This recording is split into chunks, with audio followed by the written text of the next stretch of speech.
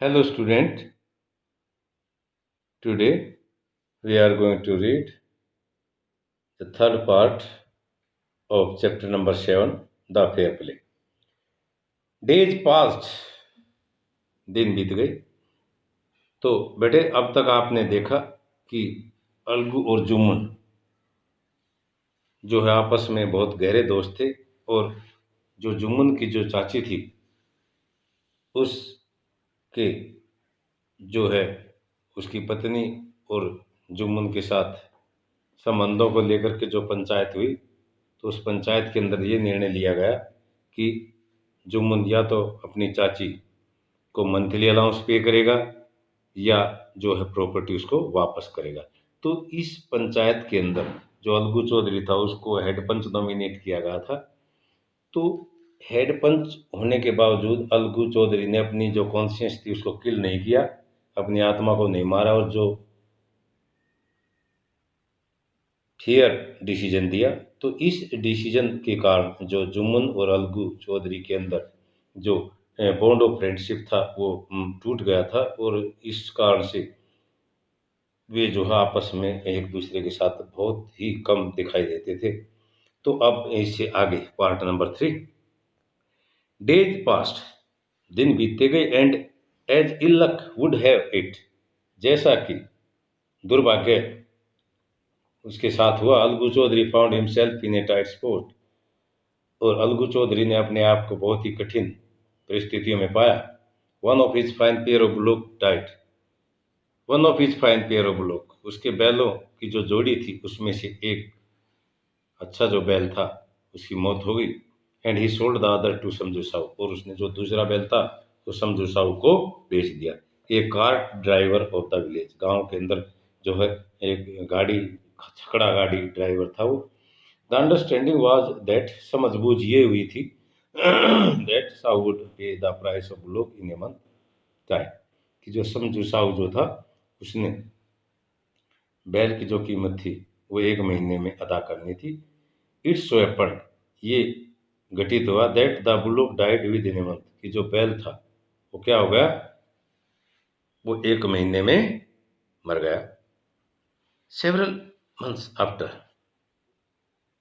अनेक महीनों बाद, द बुलोक्स डेड, बुलो बैल की मौत के अनेक महीनों बाद, Algu reminded Sahu of the money, Algu ने रिमाइंडेड मानी याद दिला साहू को of the money he hadn't yet paid, जो पैसा उसने अब तक नहीं दिया था।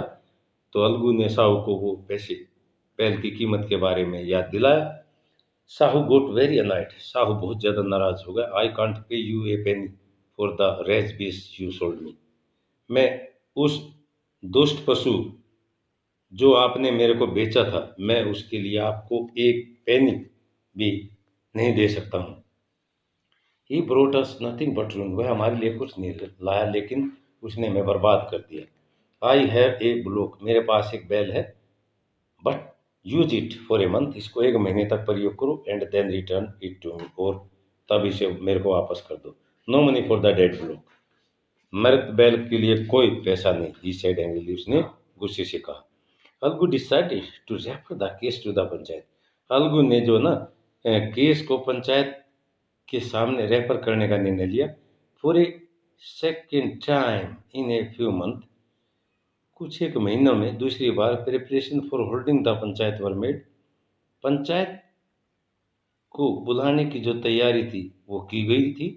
And both the party started meeting, और जो दोनों पार्टियां थी उन्होंने मिलना शुरू कर दिया था पीपल, लोगों से, सीकिंग देयर सपोर्ट, अपना जो सपोर्ट है उसको पाने के लिए, भाई अपना सपोर्ट पाने के लिए दोनों अपनी अपनी पार्टियों से मिल रहे थे। The panchayat was held under the old banyan tree, panchayat जो है एक पुराना बरगद का जो पेड़ था उसके नीचे बुलाई गई थी। Algu stood up and said, Algu खड़ा हो गया और कहा, the voice of the panch is the voice of God, panch की आवाज़ जो है भगवान की आवाज़ होती है। लेट साउ नॉमिनेट द हेड पंच, अब साहु को जो है हेड पंच नियुक्त करना था। I will abide by his decision, मैं जो पंचायत का निर्णय होगा मैं उसकी पालना करूंगा। साउ saw his chance and proposed the name of Jumman, Sahu ने जो है ना मौका देखा और जो जुम्मन का नाम जो है वो प्रपोज कर दिया। प्रपोज करना, to put forward for consideration, तो विचार के लिए उसने जुम्मन का नाम को आगे बढ़ाया। अलगूज हार्ट सैंक, अलगू का जो दिल था वो डूब गया, एंड ही टर्न पेल, और वह पीला पड़ गया। But what could he do, लेकिन वह क्या कर सकता था। The moment Jumman became head panch, जिस क्षण जुम्मन को हेड पंच बनाया गया, ही रियलाइज हिज रिस्पॉन्सिबिलिटी, उसने अपनी जो जिम्मेवारी थी उसको महसूस किया, एज जज, एक जज के रूप में, and the dignity of the office, और ऑफिस के मान सम्मान के लिए। Could he seated in his high palace have the revenge now, क्या इस ऊंचे स्थान पर बैठ करके उसे अपना बदला लेना चाहिए। ही थॉट एंड थॉट, उसने सोचा और सोचता रहा। No, he must not allow his personal feeling to come in the way of speaking. No, वह उसने सोचा कि वे नहीं, वह अपनी जो पर्सनल फीलिंग है, अपनी व्यक्तिगत जो भावनाएं हैं, उनको आज्ञा नहीं देगा। सच्चाई को जो बोलने की जो रास्ता है और न्याय करने का जो रास्ता है, उस रास्ते के अंदर वह अपनी पर्सनल फीलिंग को आगे नहीं आने देगा। Both Algu and Sahu stated there case, दोनों अलगू और साहू ने अपने जो है केस के बारे में कहा। देवर क्रॉस एग्जामिन, उनसे जो नजीर की गई, बहस की गई। And the case was consider deeply, और जो केस था उसको गहराई से उस पर विचार किया गया। Then Jumman stood up and announce, तब जुम्मन जो खड़ा हो गया और उसने घोषणा की।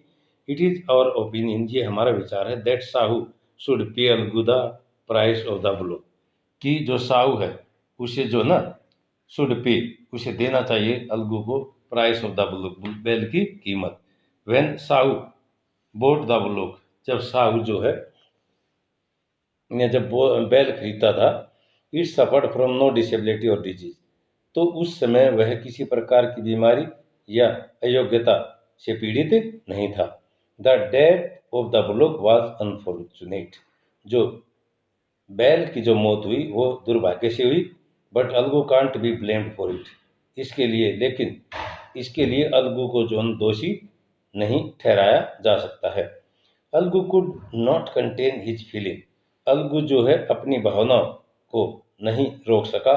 ही स्टूड अप, वह खड़ा हो गया, एंड सेड, और कहा, लाउडली और एंड और, जोर से उसने बार बार कहा, victory to the panchayat, panchayat की विजय।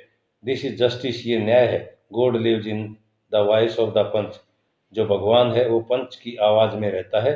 सून आफ्टर, शीघ्र बाद, जुम्मन केम टू अलगू, जुम्मन जो है ना अलगू के पास है, एम्ब्रेसिंग एंड सेड, उसको गले से लगाया और कहा, सिंस द लास्ट पंचायत, पिछली पंचायत से, I had became your enemy, मैं आपका जो दुश्मन बन गया था। टुडे आई रियलाइज, आज मैंने महसूस किया, what it meant to be a panch, कि एक पंच का क्या अर्थ होता है। A panch has no friend no enemy, एक पंच का नहीं तो कोई दोस्त होता है, नहीं कोई दुश्मन होता है।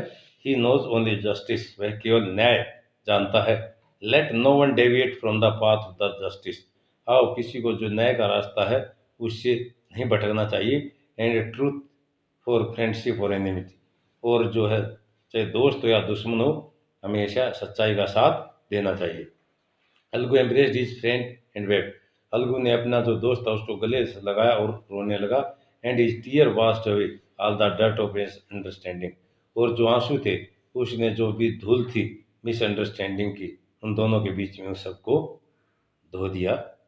तो बेटे, ये जो लेसन है आपका, रिटन बाय प्रेमचंद, तो इसको बेटे ध्यान से रीड करना है। ओके।